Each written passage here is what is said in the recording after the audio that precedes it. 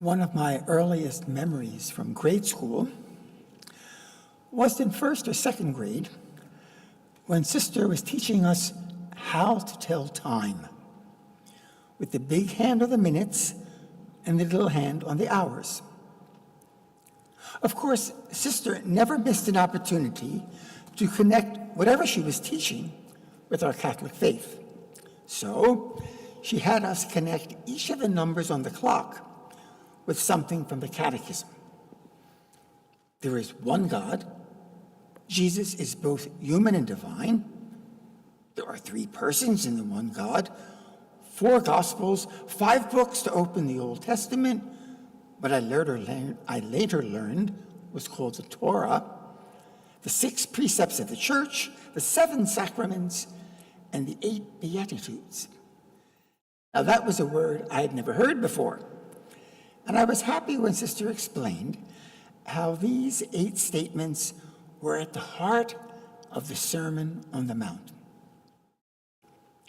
Years later, another sister explained how what the 10 Commandments were to the Old Testament, a basic listing of what we would call a code of morality, so to the Beatitudes were key to understanding the New Testament's call to faithful discipleship, walking the path that Jesus walked.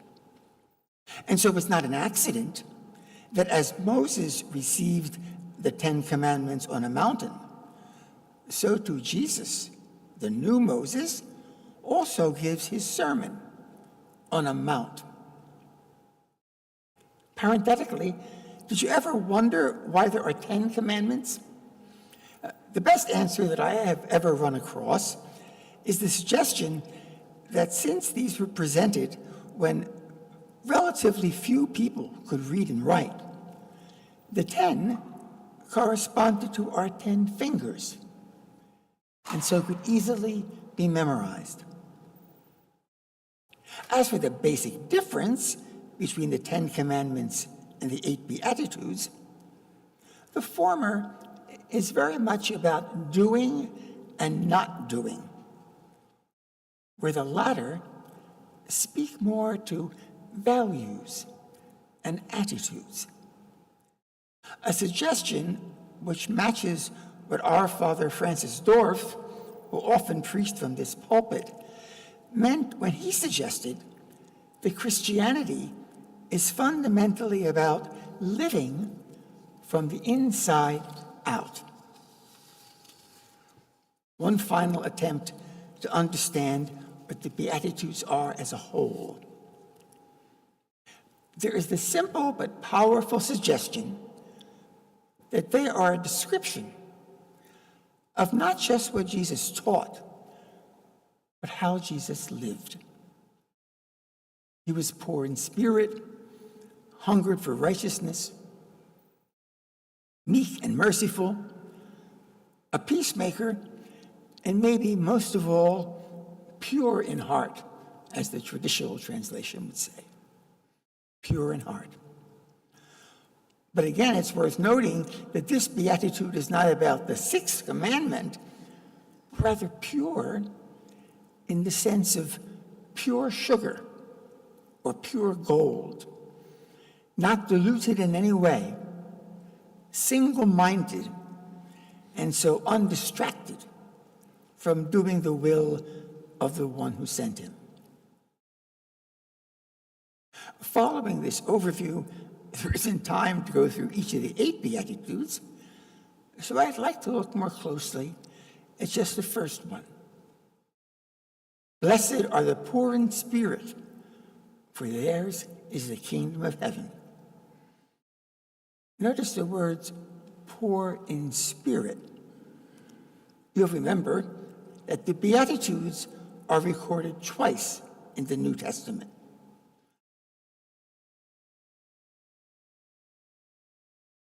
Not just by Matthew, but also by Luke.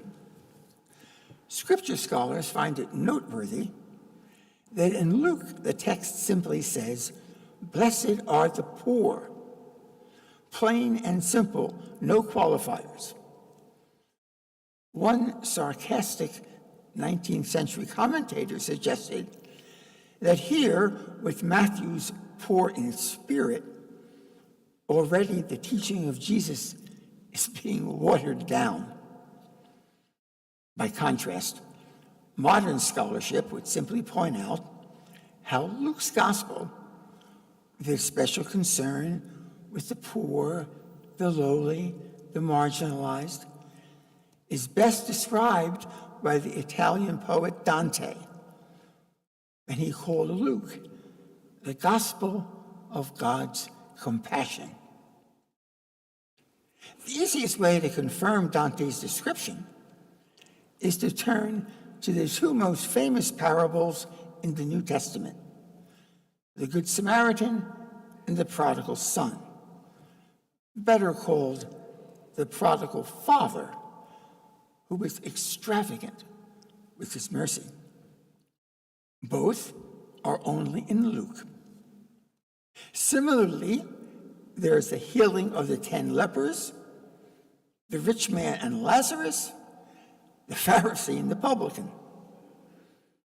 Moreover, it is only Luke that tells us how on Mount Calvary, even as the hands of the Lord are nailed to a cross, Jesus nonetheless extends a merciful hand to the good thief, a man on the margins, saying, "This day you will be with me in paradise."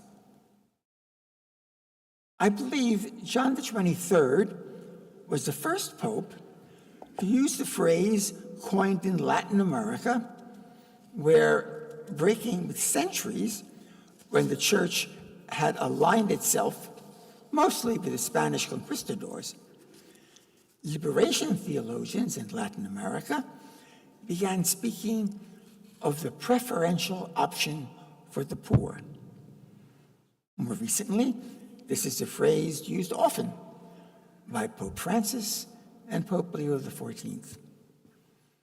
Actually, when you think about it, the phrase is no more than a corollary of the explicit teaching of the Lord.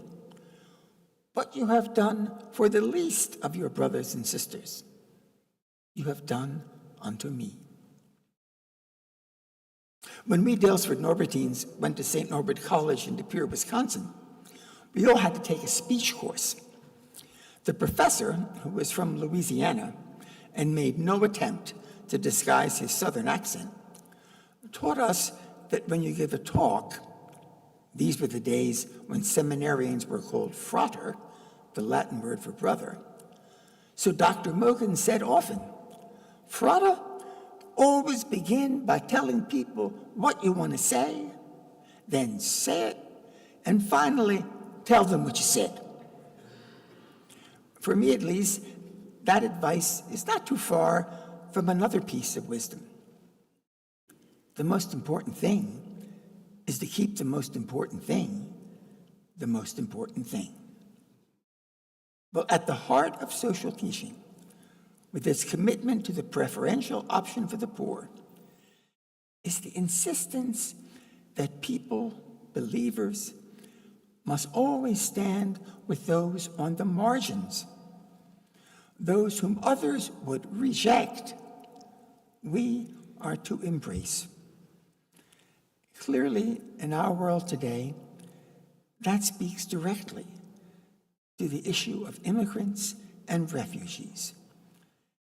People who are not all rapists and murderers. Rather, the overwhelming majority are women and men who are simply trying to escape the anarchy and cruelty of the cartels and who want to make a better life for their children. In a moment, we will move from the book to the table, where the bread will be broken and the wine poured out, a sacrament, a sign of the way of discipleship.